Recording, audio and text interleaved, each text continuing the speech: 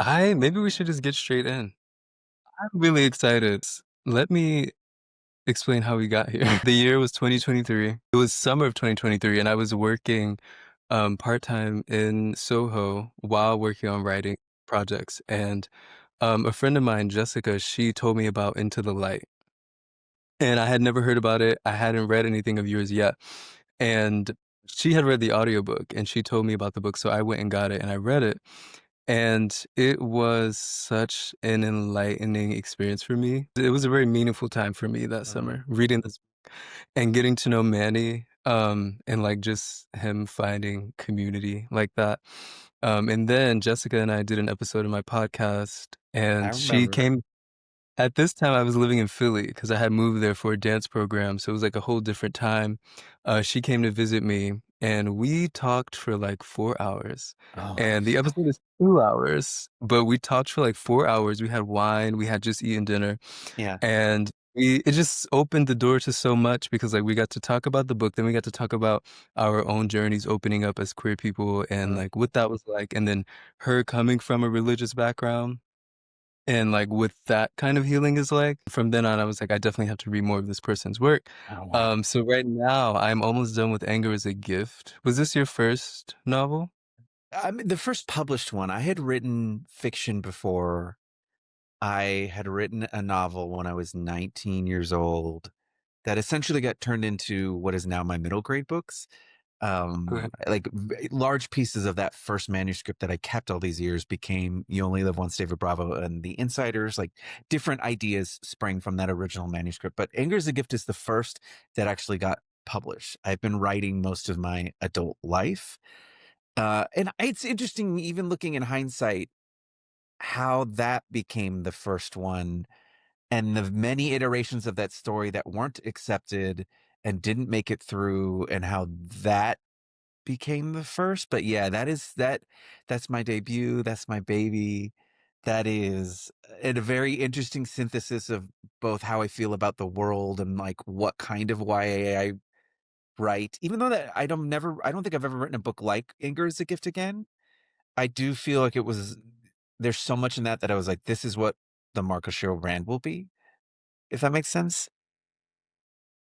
Yeah, I definitely see some, like, similarities and hints in this and Yeah. Into the Light. How, like, there will be this person who is dealing with their own, like, internal struggle while having community. Well, Yeah. in Moss is having community, and then Manny's finding community, but Yes. also, like, I feel like you do such a good job at portraying that solo experience, Mm. uh, in a way where it's like, yes, this person does have community, and these people understand, but you know, ultimately, like, some of that debris that these characters have, like, those people can't really do anything fully about. They can only really, like, aid this person. I lived in Oakland for 5 years. Yeah. I used to visit schools when I was, like, a pop culture writer and a journalist in West Oakland, so a lot of it comes from my conversations with and being in community with literal young people in Oakland. And even to this day, I just turned in a manuscript for what is this is a wild sentence that I get to say, my 10th novel. And it is, in a lot of ways, it feels like returning to those roots of this is a book born of conversations with young people. And so at the time, I was hearing these conversations of what they were dealing with. These were schools. These are the first schools that I went to where they also had resource officers. They also had, metal detectors and metal detection wands on campus. And I remember the similarities between my own experiences in high school Yeah, and being yeah. like, it's been, at that point, so it would have been like 10 years or not even 10 years. I think I've been out of high school for like 8 years at that point. And I was like, I can't believe not only are these still around, but it's gotten worse. And so, it was a combination of I'm in community with these kids. I'm seeing these kids year after year when I come back to the school. There are Mhm. students in that book who I ended up like talking to their parents and getting permission to like kind of put their stories in the book. Yeah. And so it came from that. It came from research. It came from giving the manuscript to people, particularly Black queer people, to be like, here's the perspective of this novel.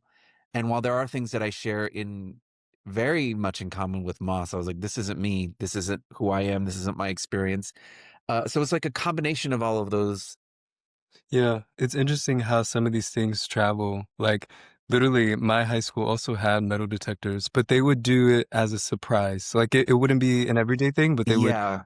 only have them in the space. And it was strange. Like, a lot of us just felt very, and it also took time out of our mornings, out of our day, Yes, and absolutely. it's very intrusive.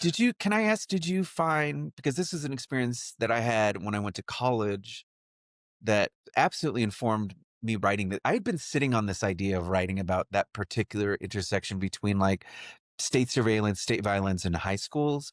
Because when Yeah, I got to college, I am a kind of person who will make a little joke about whatever is happening in my life or my past.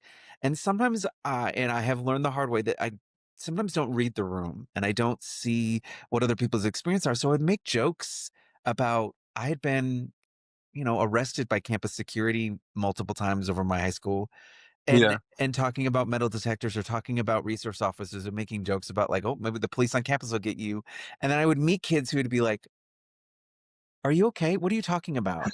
And that was when I really found out that that wasn't normal at so many Yeah. schools or whatnot. Did you have that experience too when as you got older, you meet people who, for lack of a better term, are privileged in that they don't experience that reality?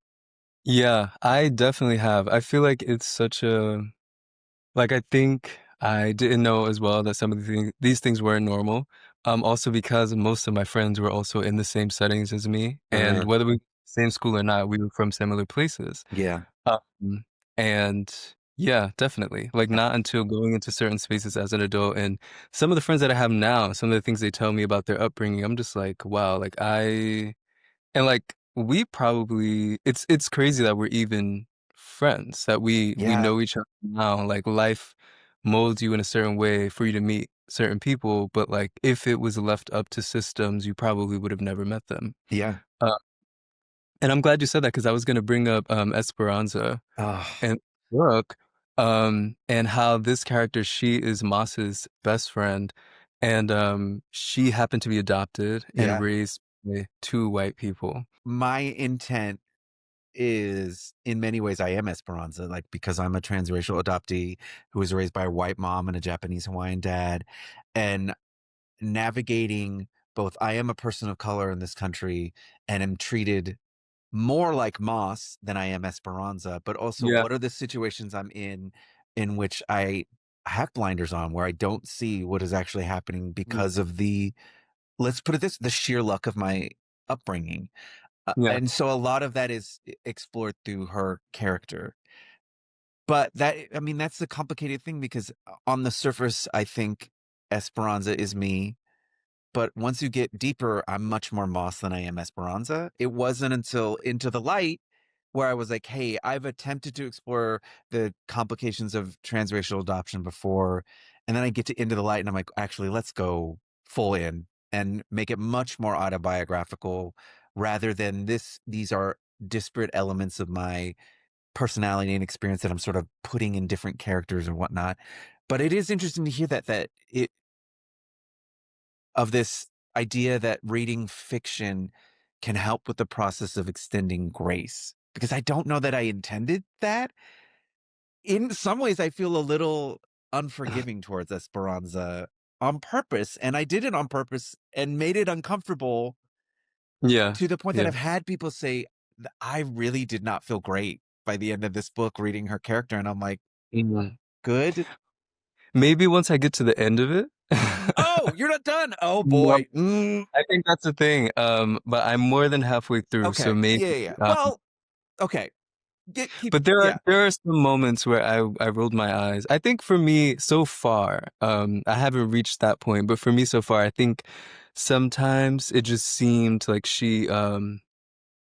do you know when somebody knows you really well, and at every moment they remind you that? Like, it just almost Yeah. sometimes feels like guardian, and I'm like, but you're also his friend, and you guys are the Yeah. same age, and I know you're trying to be there for him, but, you guys are at eye level. Do you know what I mean? That is intentional because it's also coming from this place I wanted to write about as someone who has been an activist and involved in social justice causes, I think sometimes it is a way that people with privilege can forget that they have privilege, and they start taking this caretaker role, or savior role, and it is certainly something I've been guilty of and also had enacted upon me. And so I wanted to include that dynamic, and especially in a book about Oakland, because it was one of the things that was so striking about living in Oakland is how many young people were involved with activism at a very young age. There's a long history of social activism in Oakland in particular. And so representing that dynamic with kids and saying, hey, this might be something you would be more used to in an adult novel, but actually kids are dealing with this. And this is a dynamic I've seen play out with kids in person. So yeah, that is intentional, that she sometimes, it's almost a mothering, almost this like, I know a little bit more than you or a little bit better than you. And it's Yeah. like, but do you? Yeah, it's definitely sometimes it feels like a little bit of a complex there. Uh, Yeah. and I think when it comes to dynamics like that, it's like, how can the other person involved be a friend to you if you're always assuming that position? You know what I mean? Yeah, Can absolutely. be like there can be an imbalance kinda. Um, but speaking of Moss and Anger is a Gift, he is dealing with major anxiety. Yeah. Um, and just the patience that his mother and the love and um, support that she genuinely instills in him is something that is so heartwarming for me. Mm, Uh, but also the people that he has in his life and like their family is it's not your typical idealistic family, but it's a family for sure. yeah. And um, I just love their dinners, their seatings, and the way that they make him feel home. And like Yeah. he's able to separate. He even though he's experiencing these sensations, he's able mentally to separate and remind himself that like, I'm not this feeling. In the book, he notes that his therapist told him, um, that his mind is trying to work against him. And so with that awareness, he's able to try to take action that is not driven by the anxiety. And a lot of people don't know that. A lot of people Moss's age don't No. know that. I mean, that's an insightful tool for me. I've been telling myself that lately.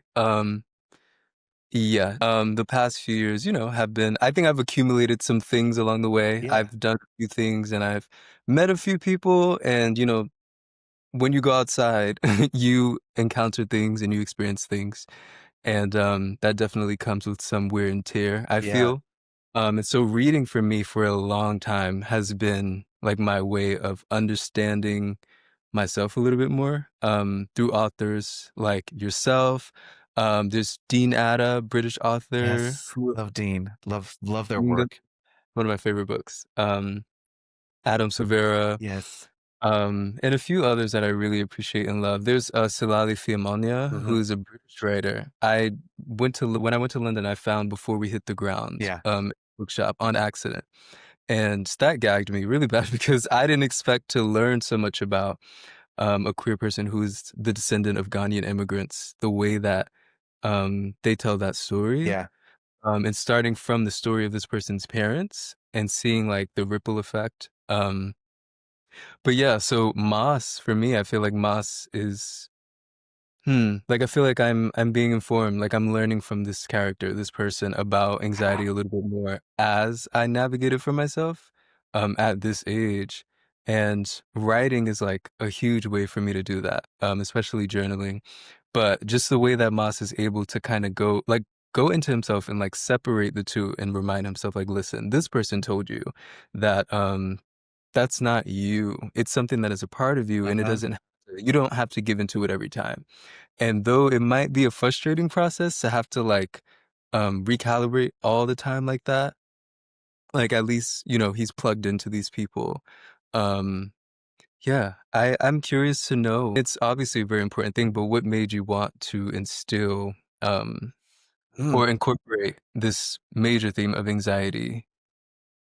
It's very interesting to look at that book in hindsight, because I had been in therapy multiple times at that point, never longer than like a year and a half before either the therapist moved on or maybe I moved to a different city, Yeah. which now, as someone who's been with my current therapist for 2 years, coming up on 3 years now, and which means I've been able to get much deeper than I have with past therapists. Actually, it was my therapist in New York who gave me my first diagnosis of complex PTSD from my experiences as a kid. And it is very interesting looking at Anger as a Gift because I'm now like, oh, Mark, you were trying to figure that out through this character. And that it Wow. is not merely anxiety, that I can see in Moss's characterization this web of complicated, there's both depressive episodes, anxiety, but then also here's a character who is being triggered by their material reality and what is around them.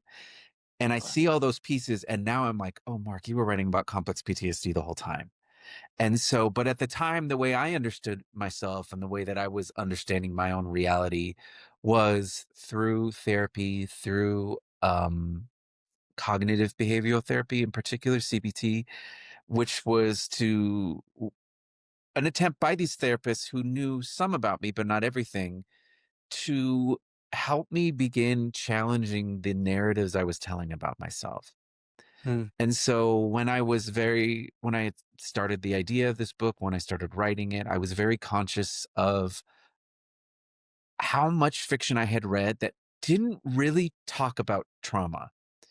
Yeah. I think one of the more profound experiences I had was with reading, for example, the Hunger Games trilogy, which is much more explicit about trauma, from reading the work of Tamara Pierce, who, in a fantasy narrative, was willing to really, really engage with trauma and the lasting effects of it. Yeah. And I don't know if you've had this feeling before too, but I love experiencing art that gives you permission, that Oh, says, yeah. oh, you can do this. And Yeah. so I had this very specific trauma around police violence, around grief from losing my own father in 2006, and was like, okay, if I'm going to write about this, I think I want to do this act of vulnerability and really delve into the internal logic. In particular, I think with the people's first novels, they are trying to prove something. And I think I was trying to prove, maybe to myself, maybe to people in my life, I know I am anxious, but I kind of want to show you what it actually feels like. And so it was my first attempt at writing anxiety spirals. It was my first attempt at showing how an anxiety spiral could lead to a depressive episode, because that was a pattern of what I understood about my life. And so there Wow. were times writing those where I was like, I feel very raw. I'm very vulnerable. This is scary. Someone's going to read this book and know a lot about me, even though it isn't about me and it isn't, I'm not this character. I still felt feels very close to home. But Yeah. that act for me was therapeutic. That act felt right for the story. And then in particular with Moss's community and his mother, I knew the journey that I designed for Moss to talk about what I wanted to talk about, I knew would be difficult. And if I was going to have a journey that was traumatic and difficult, I needed levity, love, community. I needed to have something to counterbalance that, because while I knew the book would be challenging, I didn't want it to be such a slog that you just felt hopeless. No, no sense of there is light at the end of the tunnel for this character. Yeah.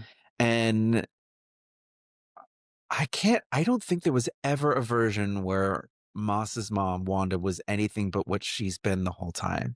The irony, which is also referenced in the epigraph at the beginning of the book, she is probably the character most people assume is identical to my life. They're like, she feels so alive and she's such a, you had to have had this experience. Because it, like you said, it feels not unexpected, but I think a lot of people are like, wow, seeing the way that she models support for her son. And I love that you bring up the dinners. That's what one of the examples that people often say to me. They're like, it has to come from personal experience. So the epigraph of the book, if I remember correctly, is this is dedicated to all mothers who fight for their sons. Yeah.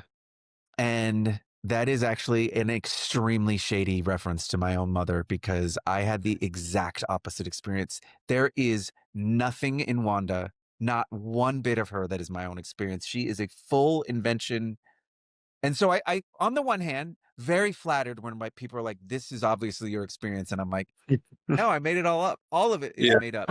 With the help of, I remember talking to a therapist when I was still living in Los Angeles, and talking to her about, I think I want to create this character who does this, and she did help guide me in some ways. Mhm. But it was, okay, I have this character who's very internal, who has a very strong internal voice. Where are his external influences and what are they saying about him?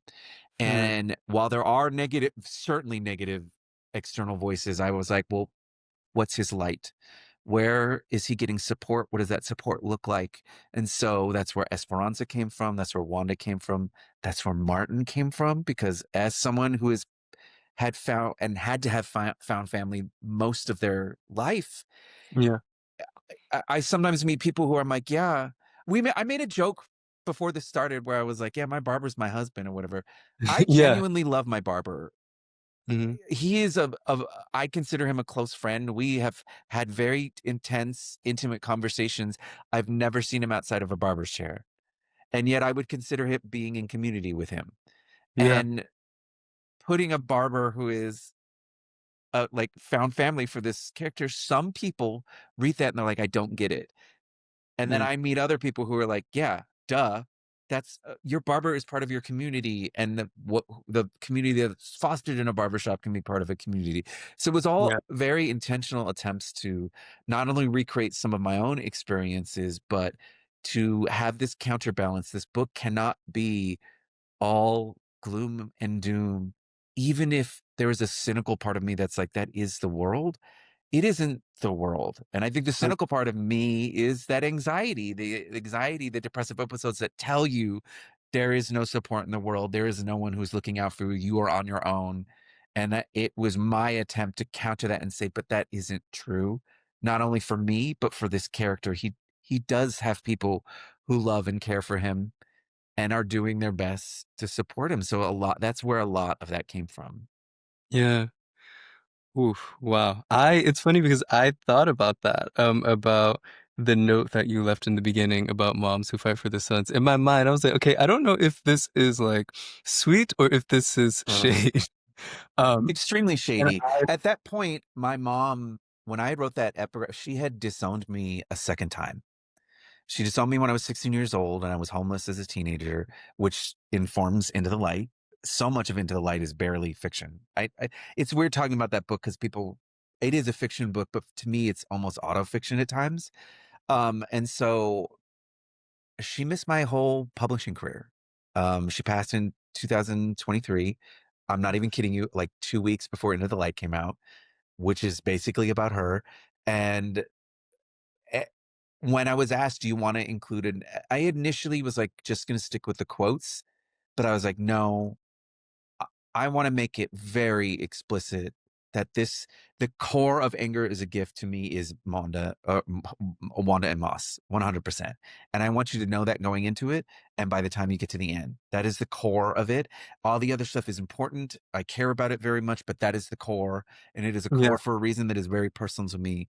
And so, yeah, and also I'm a shady bitch sometimes, like, I don't I literally just wrote an essay for a friend that's about a love letter to my own spite, and how spite can be a very motivating factor for me of like, when you grow up in an environment where you aren't protected and you're taken care of, sometimes that spite of, well, I'm going to do it myself now can yeah, be very healing and very motivating. So yeah, it absolutely yeah, came from that place. yeah. I definitely resonate with that, I will say. Yeah. And I respect that so much. And I feel like there's a something that I am in process of letting go of completely is Mm, like this idea that I feel like there's this imposed idea sometimes or a lot of the time that a person who doesn't have a close relationship with their family, it says more about them, and I know mm, where that comes from, I think, it's a lie, you know what I mean? yeah. And I think it's interesting while knowing your truth, you can still sometimes give in to those voices, even if Hmm. no saying that, you've heard it enough in society, even if it's vague, and, um that's for me is where authorship comes in and reading from people like yourself who are so firm on their experiences and adamant about sharing them. that like I'm reminded that no, this is valid and like while these people don't have the courage to uh support your truth, you know, you can find it in other places. And I think that for me is art, friendship, Mhm. uh, and these things have like helped me build myself up so much. And honestly, I feel like that's where this project came in because I crave like these kinds of conversations Sure. because they're reaffirming. And also like the thing you said about your barber, my barber and I, we also, she and I have a lot of these conversations. And I also have not spent time with her. We're literally planning to bike next weekend, and she's been my barber since 2021. Yeah. And we haven't hung out, but like every time that I'm in the chair, I feel like we can really understand each other. And she was literally telling me just how grateful she is to be like in a queer bubble and, you know, Yeah. be surrounded by people who just understand her. And yeah, I had the same barber prior to her since I was 12, and he was a family friend and he would cut my hair for free, which that was great. Yeah. But it was typical um homophobic barbershop where Oh all the boy. Yep. Where I you have can to be a wear bit a mask and you have to be a version of yourself yeah, that for isn't sure. authentic Yeah, because you're not sure if that'll ever yeah. be welcomed. Yeah, and, I remember I think it was 19 or 20, I brought my boyfriend at the time to the barbershop with me to get a cut, and I didn't say anything about it, but, the next time I came over for a cut, he said to me, he said, "You know you gave yourself away, right, last time you were here?" And I was like, "What does that even mean?" Mm. And he's basically just like, you know, he said some crazy shit that I won't say right here, but he also said, you know, I'm okay with that, but just please don't, you know, engage in that around me. I think he was like putting himself on a pedestal in my life because he was a Sure. family friend in my hair. And so that was the last time that I made a point to myself like Yeah. that was it. And I had to do some research. And that's when I found this Black queer owned barbershop. And just like vouching for yourself like that, like those small things are so large. And since going there, like I don't feel like, you know, like I need to prepare myself. This is reminding me, and also thinking back to what you just said about how when people hear that maybe you have a complicated or a strange relationship with your family, and they often say that it reflects more on you Yeah. and whatnot. I think there is like a connective tissue between these two ideas that reminded me of sometimes the responses to my work because I am someone who was forced out of my family at 16 years old. Um, Hmm. and then, obviously that comes with its own nightmarish sort of like network of trauma and whatnot. Attempted a relationship for years before, my adoptive mother severed it again. And so that obviously informs Anger is a Gift. I think it informs some of my other works where I write very supportive, loving parents, which was not my experience growing up. But then, in particular, with Into the Light, I remember doing an event, and I won't say where in case the person from this event finds this video, because I think they Okay. still follow me everywhere, and I will be sending this out on social media. But I did an event specifically about it was devoted just to Into the Light. And I had this experience where this person more or less said, "Don't you think you are a little harsh on the adults in this book?" And I was very intrigued by that. And I was like, I want to ask what you mean by harsh. And they said, "I don't think you portray them in a positive light." And I was like, "I'm going to need you to be more specific because as soon as you say that, I can think of 5 or 6 adult characters who are portrayed in a very positive light. So Yeah. which ones in particular?" And they mentioned the parents and the pastor and some of these other characters in Into the Light. And I said, "Do you have a problem with what I chose to have these characters do or what the narrative says about those actions?" And they were quiet for a second and they were like, "Well, it seems, especially from listening to you now, that a lot of this is based on personal experience." And I was like, "Yes." And at that point to this group, I had revealed, that how autobiographical the book was. And this adult said, "So why haven't you forgiven your mother yet?" And I was like, you're I think what's and I had a moment where I had to pause because I wouldn't say I was triggered, but it definitely hit a nerve because it is something I've heard my entire life, which is, but it's family. Why haven't you done the work? Which also, I have been doing the work. You just didn't see it and I haven't told you about it, but I did the work for almost a decade to attempt to Yeah. repair this relationship. But I had a moment, I paused and I looked at them and I was like, "You heard my story about what happened to me as a kid. You then read this story about these 2 kids and what happened to them, and your primary concern right now is that the adults be forgiven? Because you're not asking me about how are these characters doing, how am I doing? You're asking about these adults who enacted harm on young people, and Yeah. your concern is them being forgiven." Yeah. And she had at least the awareness to then turn very red and was like, "Well, when you put it like that, it doesn't sound very supportive." And Hmm. I was like, I don't write yet. I don't, and because I'm not going to say I'll never write about it. I don't write about forgiveness. I haven't found a way to write about it yet because it's a complicated issue for me. And so when I think of those interactions that are full of this sort of friction and conflict around forgiveness and my parents, when I think Yeah. about talking about having to leave barbershops as well, because I've done the same thing too, where someone says something wild and really unfortunate and I have to be like, I'm not coming back, I'm not coming. And then the guy, because it's always a man, here's the other thing, I've never had this experience with a barber who was a woman or who was, a non-binary or outside the gender spectrum, you know, I've never had that experience where I had to explain to them, this is why I'm not coming back. And so, uh, even with the last time I had to leave a barber, it was like, "Oh, I'm sorry. Why don't you want to forgive me?" And it's like, why is that what we're particularly focused on is forgiveness? Because Yeah. I do think forgiveness is important, and there are ways that I'm working through my own forgiveness to help myself. But I Mhm. think this focus on in our particular society here in America, that forgiveness is sort of this absolution of everything that happened, and then we can all move on. It's Yeah. just so disrespectful to the people It's who've been also harmed. quite damaging. I don't think true moving on can happen without actual work being done. You know, Mm, the perpetrators, yeah. have to actually undergo some kind of character development, and I feel like the girls don't wanna do that. No. You know, I think they want a green pass of like, "Okay, I did that, they forgive me, it's okay." But, like, the beliefs are still rooted in shame, you know? And Oh yeah, that's a good point.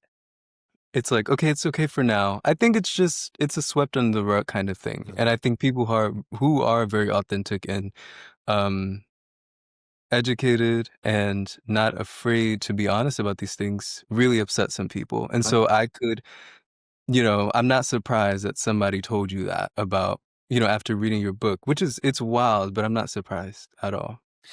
No, I think I was surprised it took as long as it did because the event wasn't the month that the book came out. It was like quite a few months Mhm. after it. I Yeah, I was surprised. I mean, I certainly have gotten difficult questions from kids.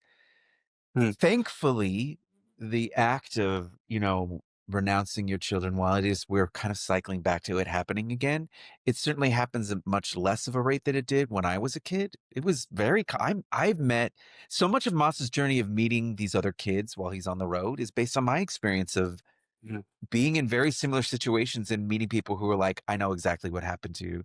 There's a character very early on in Into the Light who meets Manny outside a gas station and is like, I could see your entire story on your face. And that's Mm. based on something that actually happened to me as well. Wow. And it and so what I found is, yes, kids do ask uncomfortable questions about that book, but a lot of it comes from this place of that didn't actually happen, right? Your parents didn't Mm. actually do that. And in particular, I remember, and still to this day, getting questions that are along the lines of this double-edged sword of adoption and being a transracial adoptee, which is I would have people tell me, usually adults, you must feel so lucky because you got chosen. right? Because adoption doesn't just happen. You have to go through a whole process. You're not an accident. You get accidentally adopted. But then what would be highlighted in these conversations with kids is they were like, I don't understand how someone could adopt you and then say no. And I'm like, Mm, you've boiled it down to what is the like the deep betrayal of that for a lot of transracial adoptees who don't yeah, fit, the role that they're, because most of the time transracial adoptees are we're adopted by white parents and yeah, we don't fit the mold of what they wanted. And a lot of these parent or I mean a number of these parents, I don't have like actual information because I don't know every transracial adoptee, but they adopt these kids with no sense of like what work do I need to do to make sure that this kid can explore their racial or ethnic identity? What can I do when they have difficult questions? What if they start asking about their ancestry or where they came from or what their mm, story is? There's almost no work done to prepare parents for that. And this is mhm, what I hear from people who read the book who are transracial adoptees too, is like there's this very astute thing that the kids are pointing out where they're like, this didn't, it's like, this didn't really happen, right? It can't be. It seems like such a deep betrayal. And I'm like, and so it's so yeah, fascinating to me that the kids get that and then are like, oh, I would never forgive someone for that. And then the adults approach it and their concern is, well, when are you going to? yeah. And that is so fascinating to me that the reaction comes from such opposite ends of the spectrum. This person, when they Uh, say forgive, what exactly do they mean? Because I feel like a lot of people's ideas of forgiveness are so warped and tarnished. Hearing that from children versus hearing what you're hearing from the adults, like, it says a lot about the untamed childlike thought process, I feel like, and easily just know, oh, "If that happened to me, hell no." Like, what do you mean? Like, it's almost like when you're a child and you're watching a horror movie and you're like, "I would have never gone in there," or "I would never," right. like, just Yeah. that, untamed sense of like, "Oh, hell no." You know what I mean? Uh-huh. Versus like, uh, picking up things along the way, learning certain things from certain people, being told certain things, and then for some reason feeling differently and, like, putting yourself last in some way, Ooh. and probably not Ooh. even realizing that you're doing Yeah. that. You know what I mean? And then projecting that onto other people around you. Yeah, absolutely. Ooh, that one hit a little close to home. Oh my, not too Honestly, much, not same. too much, not too much. Yeah, but Oh. these are I feel like this kinda also that ties into what I was saying earlier about, um, kind of like I feel like reading for me a lot of these kinds of books is helping me do the work to gradually come back to that place of, like, pure self-respect in that regard. I mean, I do wanna also say because you had brought it up towards the beginning of this about how for you reading, fiction intended for young people has been sort of like a very revealing process for you. Yeah. I'll just be straight. Like I know and am very aware that I am attempting to heal my inner child through books. Yeah. 100%. Even books that don't seem like they're about me, they are in some Mhm. way or another. And I think it is what has allowed me to continually have ideas and continue. I mean, I still have like 10, 15 young adult or middle grade ideas I haven't gotten to, or they're things I want to talk about. And I do find that it is this therapeutic attempt to revisit these core memories and experiences from my own childhood. So Mhm. yeah, 100%. And sometimes people say it to me as like a gotcha, like, oh my God, Mark's clearly working through something in there. And I'm like, yes, duh. We should all be though. And I remember hearing this in what little creative writing education I got in college, and I have heard it since from, you know, people at schools, from lectures, I've seen it online, is that, successful stories are universally relatable. Mm, And in order mhm, to have things universally relatable, they have to be a little bit more palatable to the masses, but it has to be a story that almost anyone can sort of slip their feet into the shoes of this particular story. And mhm, one thing I've been very, sort of direct about with my own work is I think I don't write universally relatable fiction at all. I'm often when I'm writing, my intent is I'm like, here are 5 people I think will like this, or 5 people I think will relate to this, and have Yeah, often heard that feedback where people are like, I love this book, I couldn't relate to any of it at all, and I'm okay with that. I know one, it means that even for books like the Nico books or maybe the Star Wars book where I'm writing commercial fiction, there are elements of it where I still am trying to wrench it away from being universally relatable because yeah, I'm not interested in that as a storyteller. I certainly like when I don't intend for something to be relatable with someone, they come to me and being like, I love this plot. It reminded me of this. And I'm sitting there like, yeah. that wasn't the intent. But that is the magic of words and the magic of creating art Mhm. is you can't control what people's reactions are. Yeah, But yeah, I think that's part of what might also be happening where people are uncomfortable with this notion that art can come from an extremely specific vulnerable place mhm. is then it tells them this story isn't for you. I think some people in our society are not used to having things not catered to them. So yeah, We all know who I'm talking about, but yeah.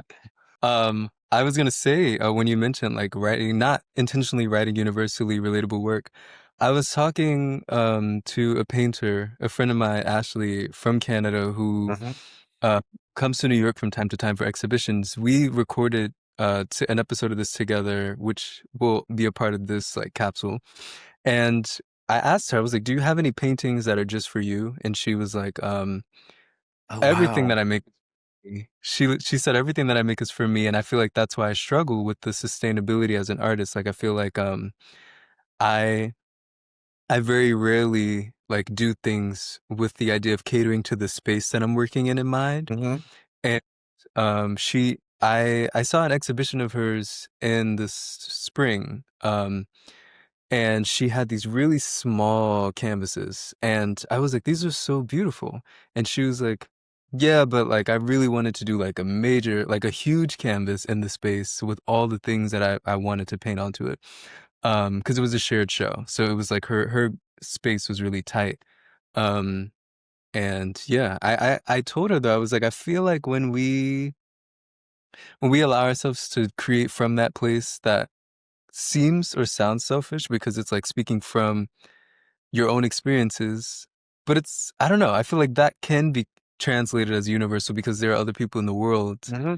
who you know what I mean? And like trying to write or do things from that intention of like, okay, this is gonna be mainstream. Like that can really fuck up your process. My first real experience with that was when I was drafting The Sun and the Star, because up Mm, until that point, I've been making this joke that I'm like in this little niche queer corner of young adult middle grade publishing. My books do fairly well, but not like blockbuster. I'd never hit a list before, like a bestseller list or anything.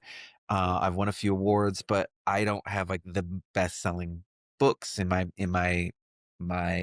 back catalog. mhm, And then I'm writing this book that's not only very explicitly queer, but as I'm writing it, I'm thinking there are automatically at least tens of thousands of people who will read it the day it comes out. And it fucked me up initially. And it took a moment to like sort of adjust and be like, you have to imagine no one's going to read this like you've been mm, doing with your past books. And I don't mean that in a denigrating way. I do accept now that I'm at a place in my career where there are people who are auto buy fans of me, which is an amazing experience. But for me, the joy of particularly writing Anger as a Gift is being in that space of, oh, I have no idea if anyone's going to read this. And then getting to be kind of unhinged about the writing and like not yeah, caring if a person's going to read it. So the yeah, space that I want to be in when I am creating is I don't want to necessarily think, here are all the people who are going to read it. mhm, I might have a focus of, for example, I just turned in my newest YA. It's a horror novel. And most of the time I was writing it, I was thinking of one of my best friends here in Atlanta, my friend Wyatt, who we are horror girls. We love horror. We love all things and horror. And a lot of the time, all I was thinking was, is will this scare Wyatt? And I love just having this hyper tunnel vision focus. Obviously, as I go through this editorial process in the coming weeks and month or so, I love getting to have this collaborative relationship with this third party who understands me and my writing and will help shape it. But even in that process, my editor who does my YA, Miriam Weinberg, she's also not concerned about what is the marketability of this.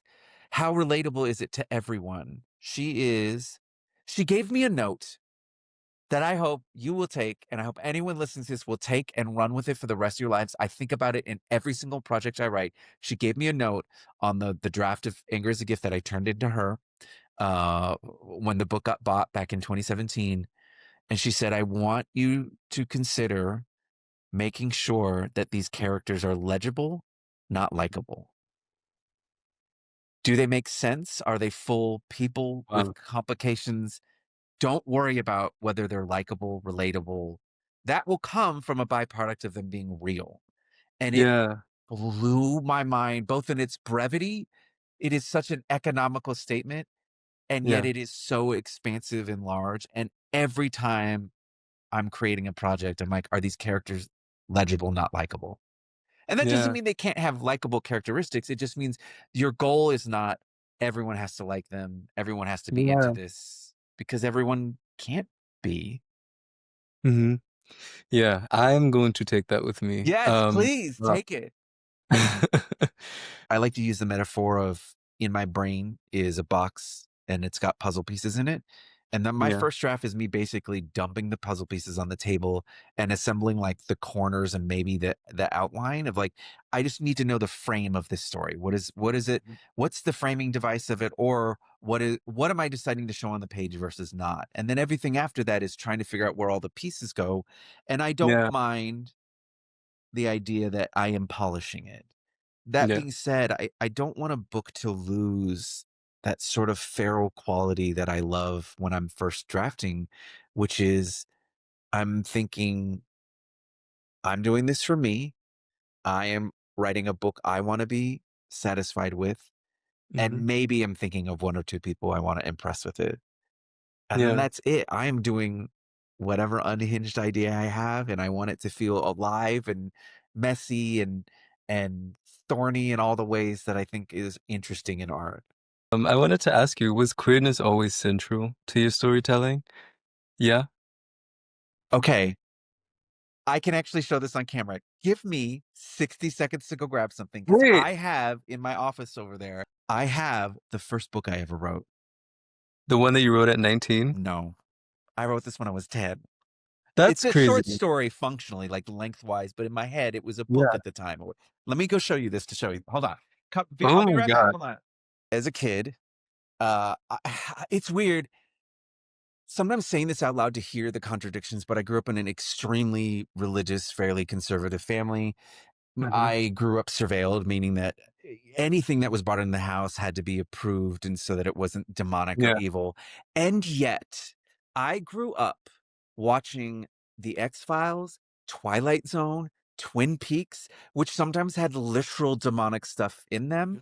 And it is that contradiction that can come from parents who are strict is like, what do they actually accept?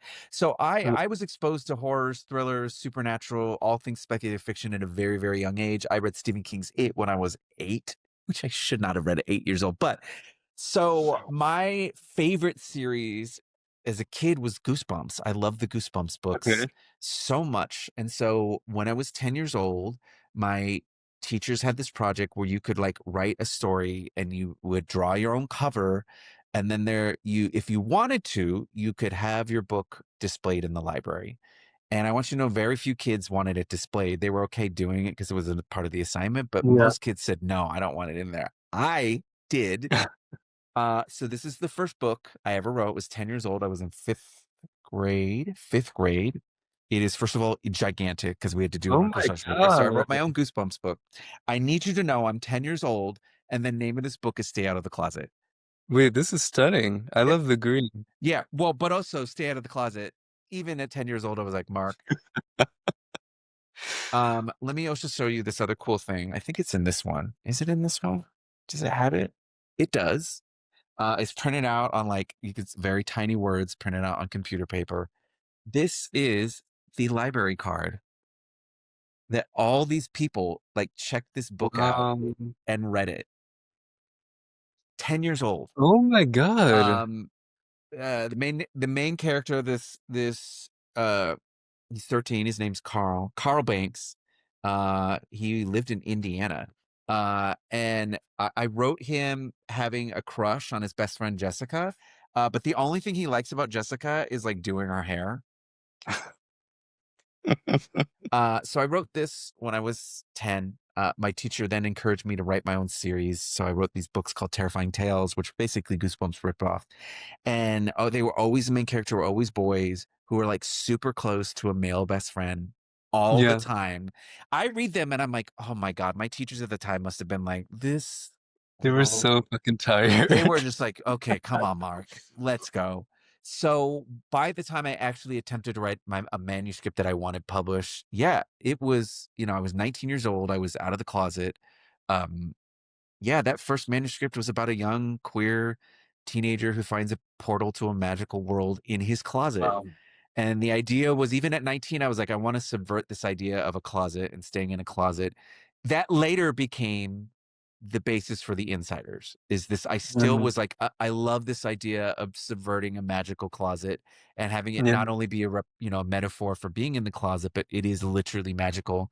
Um, and I think I'd been in the closet for so long and had lived that deeply repressed, deeply unhappy part of my Mhm. life that at no point from when I came out, actually, technically, I got outed, but like, ever since I was out, I'll say, have I ever thought of going back in? So all Mhm. of my art that I created from 18 on, I have never, I don't think I've ever written a straight main character. Oh my God. Yeah, I never have. And I have no desire to. Do we need any more? No, I feel like if that stopped forever, there would still be more than enough forever. That's how forever, many. for the rest of time. Um, Y'all would be fine. Y'all being oh, straight we're people, like, you'll be fine. But no, it has been a central part of my fiction, and especially when I knew before when I got the idea for Anger is a Gift, I toyed with an adult version of it, but that just that when I was outlining or brainstorming, really, none of the adult perspectives were that interesting. I do remember the first draft for Anger is a Gift. There was chapters from an adult because I thought that was like really subversive in a way book, and they just yeah. didn't work. They just weren't as good, and so I just Who got rid was of it? them. Was it a character who was in the book? He's not even around anymore. Like because the book was very different in the early drafts. So they don't even exist in Anger is a Gift. Mhm. I don't even know if I remember their name. I don't think I even remember. But yes, it was very deliberate because what did I have growing up? Like any time I did relate to characters, it was a contortionist act to fit into that character and be like, well, Mhm. I relate to this 10% of this character. Yeah, And I'm yeah, going to for ignore the other 90%, but I'm going to hyper focus on this one part. So, of course, I was drawn to misfits. I was always drawn to people who were the black sheep of any group. I was drawn to outcasts.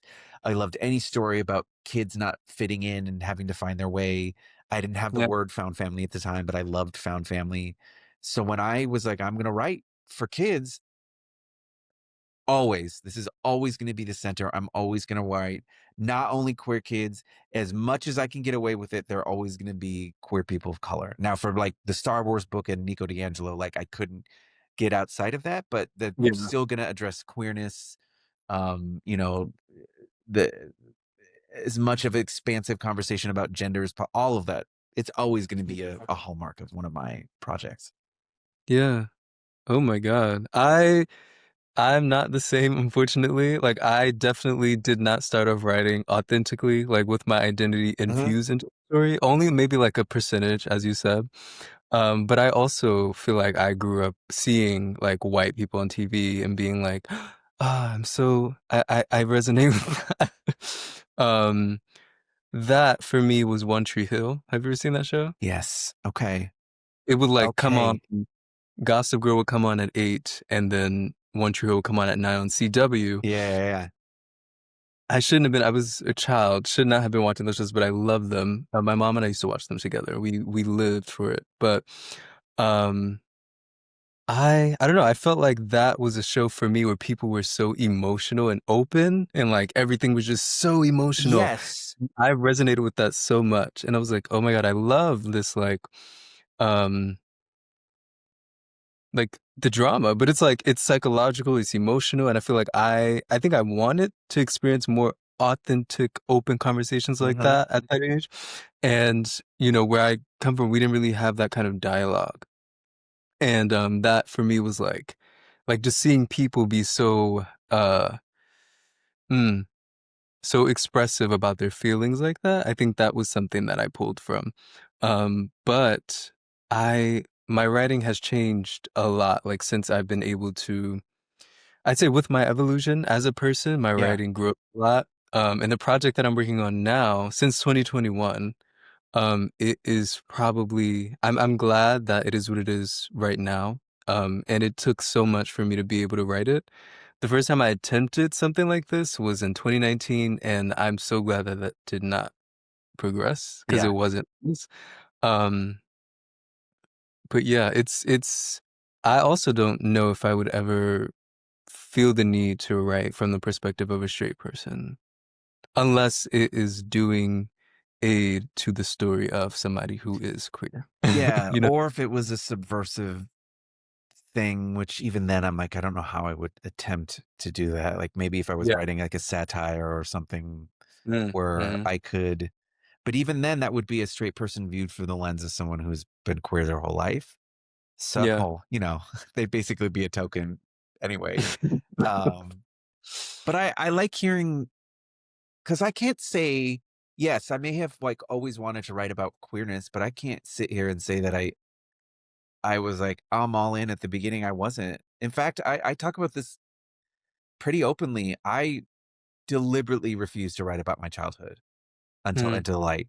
I was like, I'm not going to do it at all. And I think that's why, by the way, now that I say that out loud, that's why Anger is a Gift is the way it is. And it's going to have a family structure like it does in the community because I'm like, oh, I cannot write from my experience. And a lot of Yeah. my thoughts were, this isn't going to be fun to read. No one's going to enjoy this. It's not entertaining. And even if I, even though I may liken myself as like a more literary young adult or middle grade writer, like I do want my books to be entertaining on some level. So it's Yeah. just like, Yeah. no, I'm not going to do it. So even with the experience of writing about queerness, a lot of times it wasn't, I can't sit here and say it's like authentic in the autobiographical sense. It took me writing 5 other books to get to the point of, oh, I think I'm ready. So Mm. I think for us, it's always going to be a journey of what we're comfortable saying and what we're comfortable sharing in a fictional work. And I Yeah. imagine your work is going to continue to evolve, and in 10 years, your stories will look very different from what they look like now. Yeah. I also want to talk to you about like those devices because you say that Yeah. you and writing into the light, it's a lot heavier than Anger is a Gift and it's a lot more personal. Uh-huh. Uh, and we have some relief. We have Manny's attraction to Carlos. Yes. Then we have the Varillas and how Ah. and sweet, gentle, um, nurturing for Manny and like just this person finding people that he can trust Uh-huh. along this. Um, but also in Anger is a Gift, Moss is also experiencing his authentic desires with Javier. Uh-huh. Something that these characters both have in mind, even though they have two completely different experiences in terms of their journey with community. Um, yeah, like gay desire is something that Yeah. shows up in work often.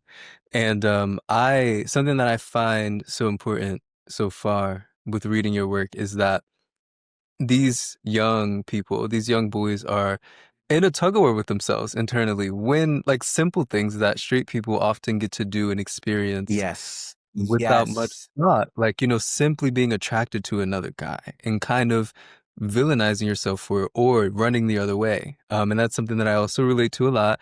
And it made me think of an essay that I wrote a few years ago, that was inspired by an Alvin Ailey dance piece Mm. by Al Abraham. There's a moment in the piece where, um, one of the guys drops into a duck walk, and I've seen the piece twice, but like both times I realized that that's like a moment where the audience usually laughs. It's like comedic relief or something like that.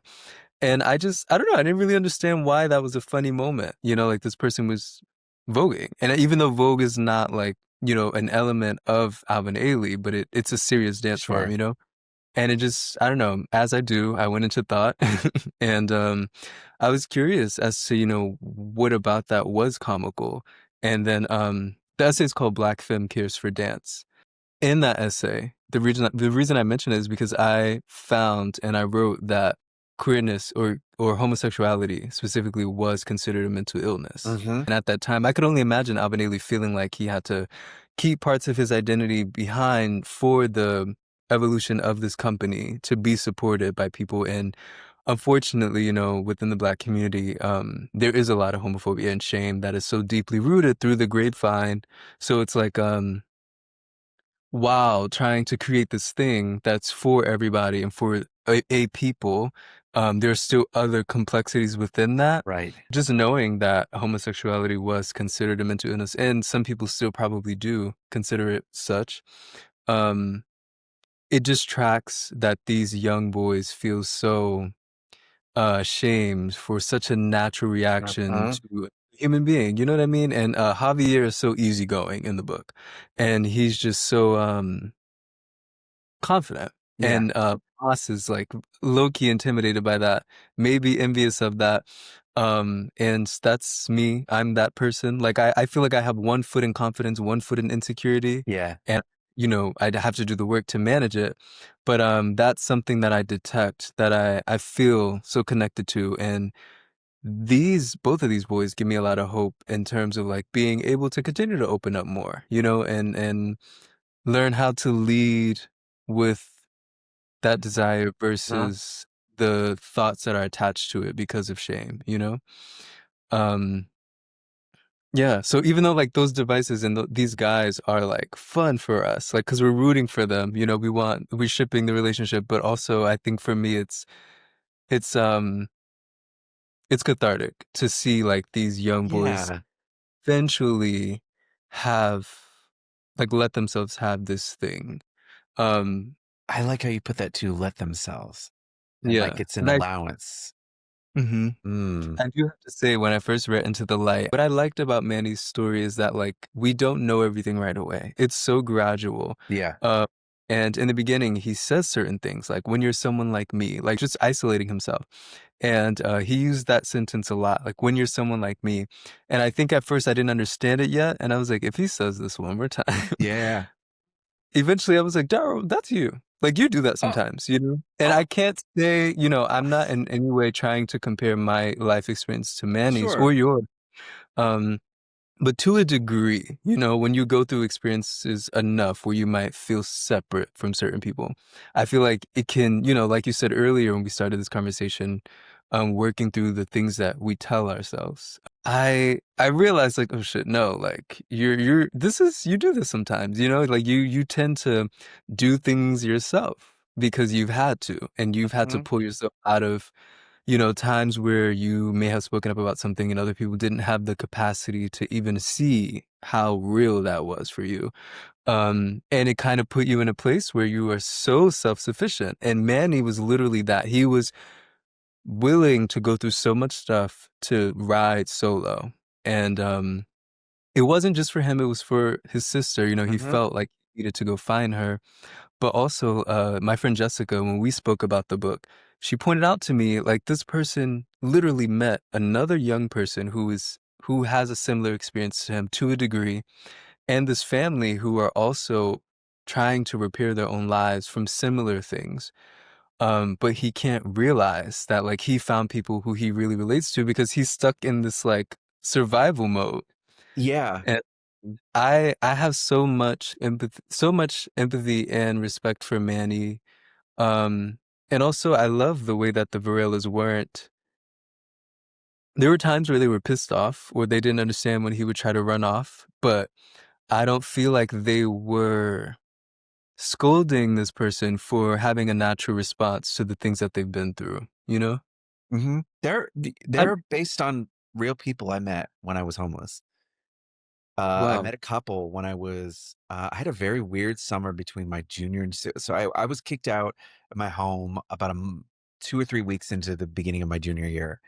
And Mm, the summer between my junior and senior year, there was a period of time where the people in my community that had I disappeared for a while because I also didn't have anywhere to stay. So, so many of my experiences that made it into this book were from this very bizarre, surreal summer where I had to like leave, and I had to leave this town I hadn't ever left in any significant way. And I met a couple who were very similar to what the Varela's ultimately are, who were trying to repair their own religious trauma by helping these kids. And what was so interesting to me about them, and I'll never forget this too, is that while they weren't explicit about like this is what we're doing, it was so fascinating to me that they knew that the vast majority of the young people they were meeting at like truck stops and gas stations, almost all of them had religious trauma, hmm, and it was coming from this place of you weren't just rejected, you were rejected for these very specific reasons. And they didn't really say it out loud. It was something that I didn't process till years later that I was like, how did they know this? How did they know this about me? How did they? And I'm like, oh, because I wasn't the only one. But yeah, there's an experience, or there is a pattern that happens in your brain when you were rejected that young and you were rejected that holy, which is no one else is going through this. And so I'm listening to mm, you talk about Manny's tunnel vision, and that's it. yeah, When you don't know that there are other people, you think you are the only person in the world going through this. And because it's that way, one, it makes you reluctant to tell people because it is the mhm, truth. To this day, I like, for example, when I try to date, it's very bad. Don't date in Atlanta. Don't do it. Don't do it, everyone. Um, I've heard. I don't share a lot of stuff about being younger because there's something that happens when you tell someone about childhood trauma, which is they stop seeing you as a whole person.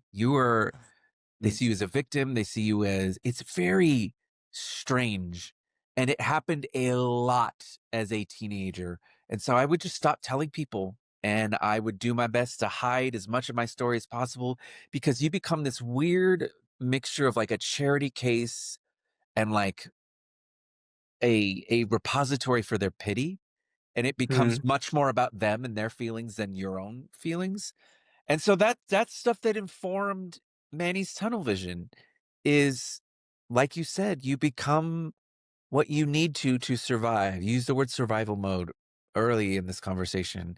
That's it. He is in, I mean, an extreme version of survival mode, right? Very extreme version of it. He has to be, but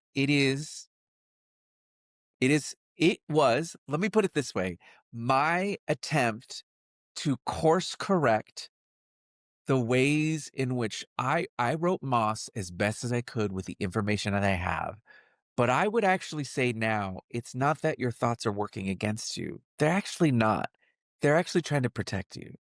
And I didn't have the language or the understanding of anxiety and why I was anxious about certain elements, experiences, or whatnot until now I am doing a very, very different type of therapy. Shout out Internal Family Systems has changed my life. I cannot recommend it to anyone enough who has experienced childhood trauma.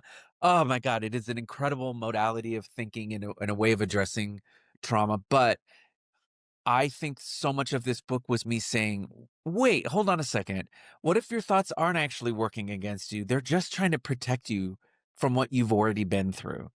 And so his tunnel vision, his repeated motif of when you're someone like me, I think on its surface can be a disarming thing to read, an uncomfortable thing to read. And I like that you brought up that it's like, well, also, if you don't know him, you're like, what do you mean? Someone like you? But for him, that's his armor. yeah.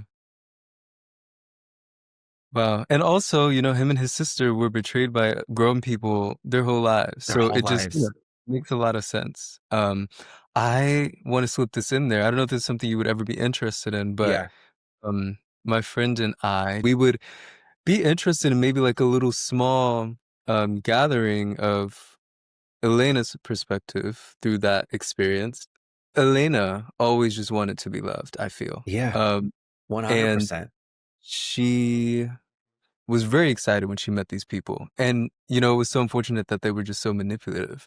But my friend pointed out that she had the potential for so much more than that in them. She was like super social, outgoing, great in school, all these things, and had the potential for so much more than that. But it's like when you have those deficiencies of like needing that nurturing that they didn't have, it's like you kind of get blindsided. 100%. Oh, and as you're saying that, I'm like, oh, maybe there is something subconscious in my creation and writing of her, of dealing with my own feelings up. Because guess what? I was also, well, at least in my later high school years, very social, extremely good at school. I was valedictorian in my high school. Like hearing you say that, I'm like, oh, maybe I am working out some of my feelings about like the ways in which I was manipulated by adults in my life because they saw a light in me and they saw that I really did want to be loved and did want to experience life and they took advantage of that. And now I'm like, oh, let me unpack that in therapy in a couple weeks. But I I also think I wanted Into the Light to rarely have easy answers to anything more than any book I had written in the past. I think I am a writer who can sometimes be reactionary, and I'm okay with that. I think Yeah. Each of Us a Desert, my second YA novel, is very reactionary to the response to Anger is a Gift. I was in a space where I was seeing the reactions and the conversations online about YA books and what is and is not allowed. And like the second you tell me you're not supposed to do this in a book, I'm like, girl, I'm going to do it now. So one of them was having any sort of expression of sex or sexual desire, and we touched on that earlier. So it was very, very intentional from the beginning. I was like, nope, this is going to be in here because this is also some of it's my experience, some of it is not, but it is a very realistic aspect of this character's experience. And then I wanted to put a relationship on the page in which I think most people at least part of the way could understand why Elena made the decisions that she did. And maybe you don't like them or hate them if you want to go that far, but it was an experiment in me creatively to how far could I push that relatability or that understanding, and then at what point are you out? And where is that line and when does she go too far? I mean, I feel like there's a very obvious point where she goes too far, but, like, I I really wanted to write a character who was so complicated, and you could at least understand why the main character's relation to them is complicated as well. I just For me, those are the kind of stories I really gravitate to, where even at the end, I'm still thinking about them and still trying to figure out what are my thoughts on this person and where do I land. And I don't know. Probably of all my like secondary characters, I might be proudest of Elena because she's just so complicated and so strange, and yet I hope you can understand her to some extent. Yeah. Would you say that she was trying to save them with the choices that she made initially and pull them out of their situation? So I could say some of where Elena came from me. My experience in foster care was very, very young. I have a twin brother. We were in it after our birth, but not very long. I had then later as I got older, sort of like very strange interactions in terms of like social workers.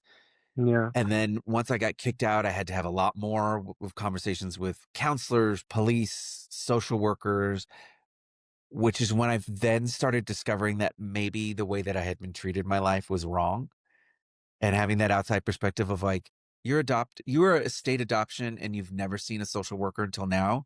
You're supposed to see one once a month. I didn't know that. I didn't know that my mom had found a way to, like, skirt state law.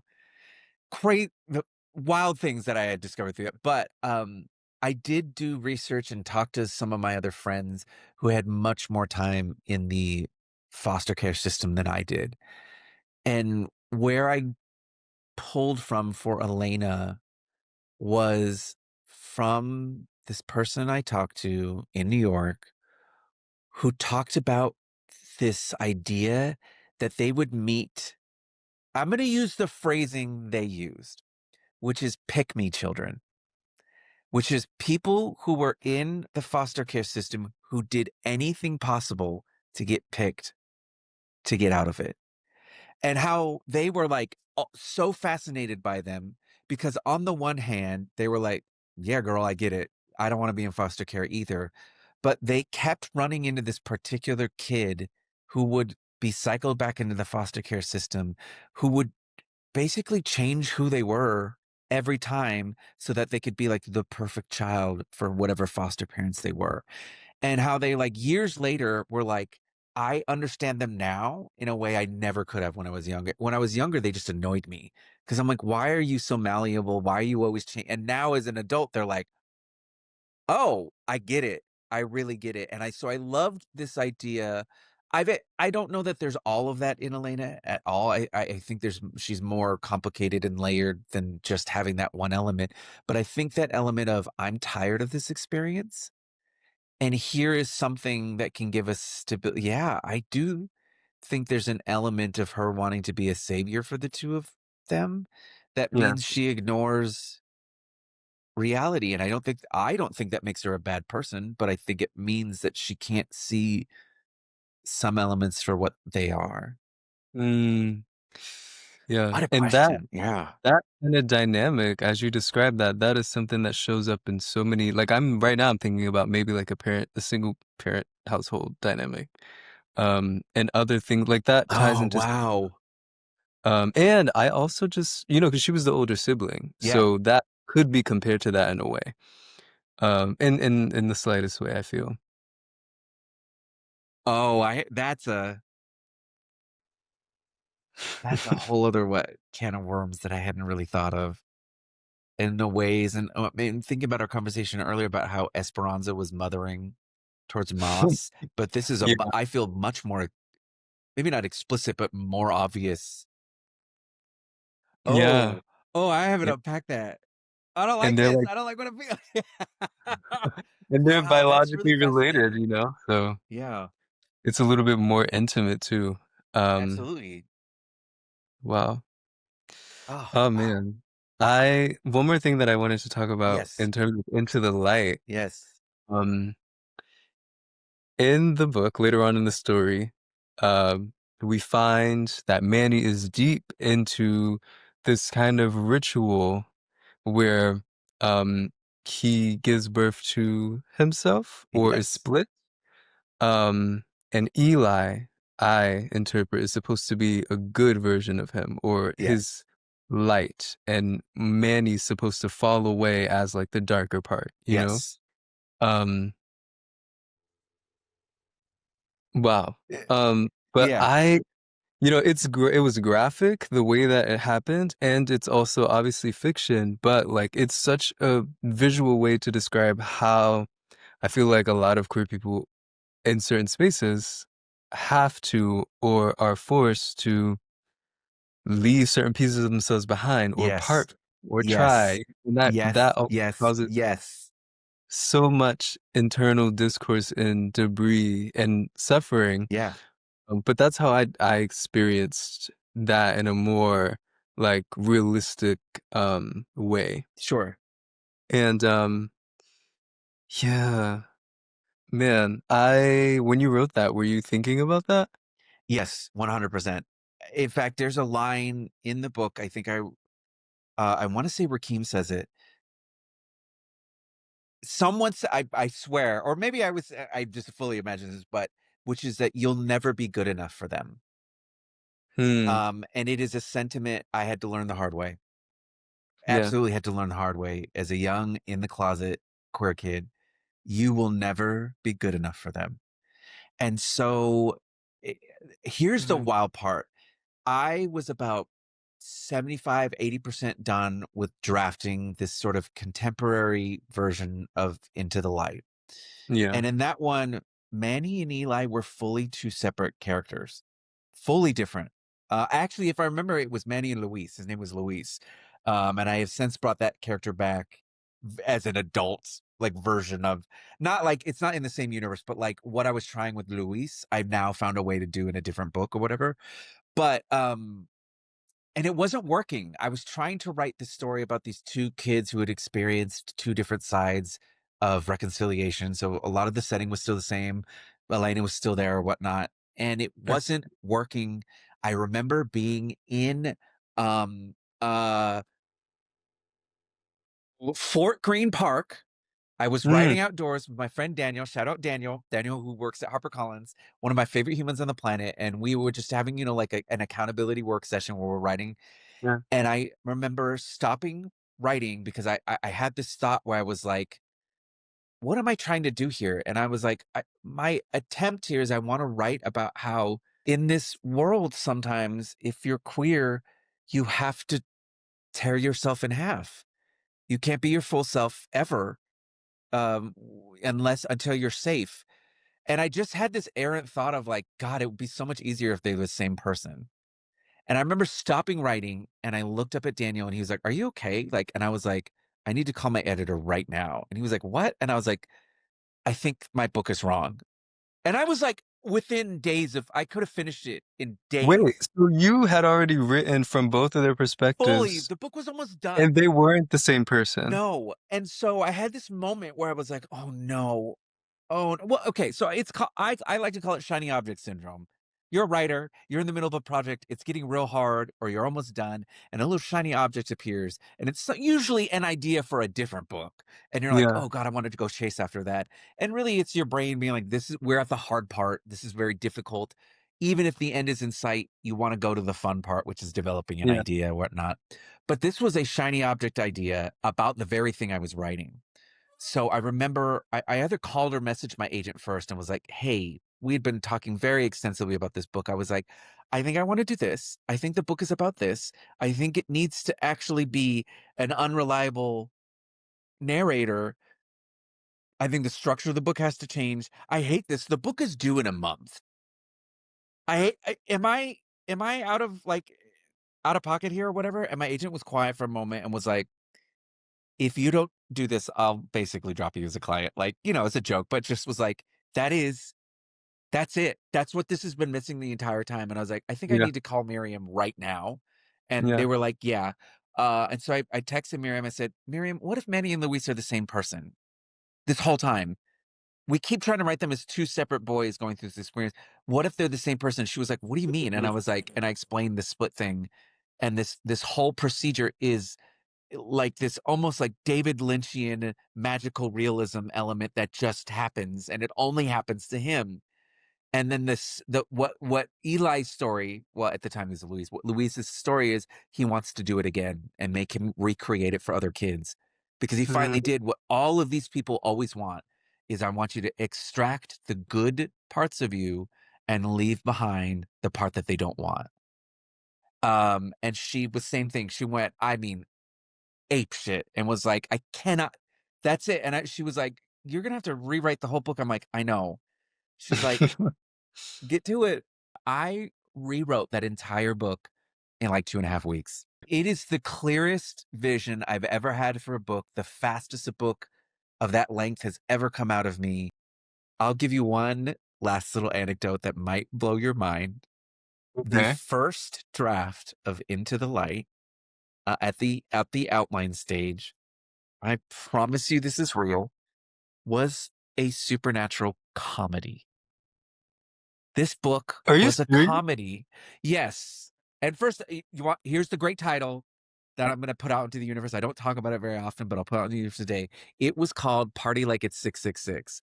Because I'm a huge Prince fan, and I just loved the funny idea of, a lot of elements of this Into the Light were in this version, but it was about a kid who couldn't choose, whose parents were deeply religious.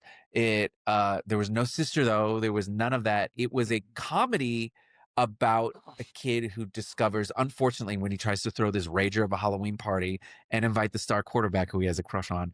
It was a very like commercial comedic fiction about he throws this party and accidentally discovers that the weird people who show up dressed in all these cloaks or whatever like that are the cult that his parents belong to. And he discovers that he was adopted a long time ago to fulfill a very bizarre prophecy. A lot of the sort of like gloom and doom end of the world stuff that I was raised with, like in terms of the type of Yeah. Christianity I was raised with. So that was way more explicit than what ended up in Reconciliation. But they basically are like, we have to sacrifice this our child in order to bring about the apocalypse, so Jesus can actually come back. Because we have a lot of this dominion stuff that's now cropping up in modern Yeah. evangelicalism. They want the Yeah. world to end because that's how the end times will rescue all of them or whatnot. So it was a commentary on that. It was an attempt to talk about this specific brand of Christianity that I came from. And when I turned in this outline, my editor was like, I can hear your voice. I'm so glad you're doing a funny book. Like, you haven't done this element of yourself. But she's like, I want to be direct with you. I don't want to say that you're only allowed to write one type of book. But what I love about what you do in the YA space is that you are honest with kids. And that I think anger is a gift, and each of us a desert are honest. So she's like, I had an experience reading this, which is every time I felt you were about to tell the truth about yourself or the world, you veered into a joke. And this is the same editor who said, I want you to write characters that are legible, not likable.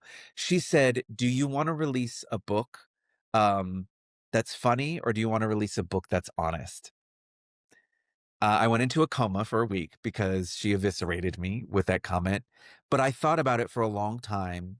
And then the version of the story, Manny was always the main character of all of these books, but the version of the story that developed that was more about my experiences with conversion therapy and getting away from a cult like aspect of it and more about a commentary on adoption and being honest. Because even I don't feel like in that original draft, I ever really addressed about the intersection between being adopted, the Christian right, racism, all those things. I was like, there were jokes about it, but I'm not actually being honest at all. And so I very much relate to this sentiment of like, I have to rewrite sometimes, quite often, to get to what I actually want to do.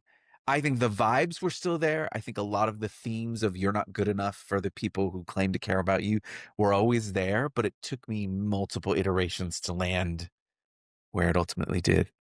I don't know if you saw in the email that I sent you that I wanted to do a little show and tell moment, between the 2 of us, and even though you showed me your novel from 10 years old, that was, like, Yes. the perfect yeah, that was This was perfect. when and I remembered it and knew that was what I was gonna show, and then it came up organically of, like, what the Yeah. show and tell. I was like, "Oh, this is the perfect moment. This was my show and tell, is that I do." Look, it even has, like, back copy. Look at that. That's so funny. Come on, We description. love it. I even knew how to pitch a book. We're ready to be published. So I was, right? 10 years old. Come Come on on. now. I wanna share mine. Yes, please. I would love this. It's a quote that I read. Okay. When you said Fort Greene Park, when you realized that, Manny and Eli were the same person, I just remember this was in Brooklyn, right? Yes. Okay. I was in Fort Greene Park last week. I was taking a walk through the park.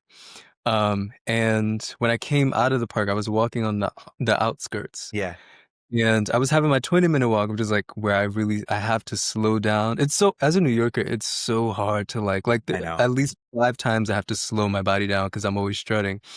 But there's a quote that I read on the side of a building. I don't know what the first few words were, but I caught, "The sparrow sinks a second, then opens up its wings." And that was just very symbolic for me. I feel like Mhm. that is, very telling to, like, what this time in my life has felt like. I think you could read that as maybe I'm going the wrong way. Maybe there's a failure involved. I'm sinking. But Yeah. also, those are often strategic for birds. It is a way for them to catch the right current. And so it's intentional. And so it isn't a failure at all. It's a strategic thing. But I think about how in my creative process, I want to. I love being intentional and thinking of tone, framing devices, all of this, but it involves me having to sink a second, sink into the narrative, sink into my ideas, and then open my wings. And I try to swing as wildly and ambitiously as I can. Um, so that's how that speaks to me too.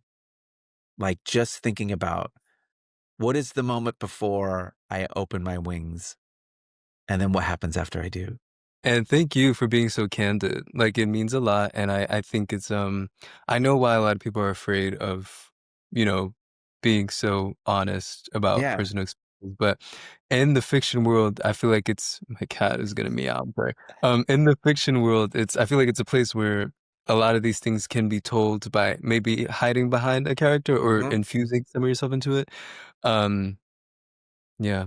But thank you for this. It means a Thank you lot. for, but I want to also call out for you, like building a space, because I have watched your previous episodes, and part of what interested me in doing this is building this soft, open space to feel like I could do that as well, and that the way that you engage within with a text is so intentional and thoughtful. And this is not to sort of denigrate or even insult other people who engage with text, but just for context, I've spent the last 2 days doing media and interviews and podcasts for the Court of the Dead, and have certainly had many lovely conversations, but it's a lot of them are very surface level. I don't, I don't, unless I'm like in a classroom, get all that many opportunities to actually sit and talk about my art on like a deeper level. So Yeah. shout out to you for making a space where like that level of detail about art can be discussed, accepted, and then further discussed. Like, wait, hold on, let's unpack that part too. So Yeah. thank you. It means the world to me. Yeah, thank you. I actually really needed that reassurance, and I think sometimes it's good to be reminded. So thank you for that, really. My pleasure. Aw. All right, we'll talk soon. We will. It's strange to just like go like that.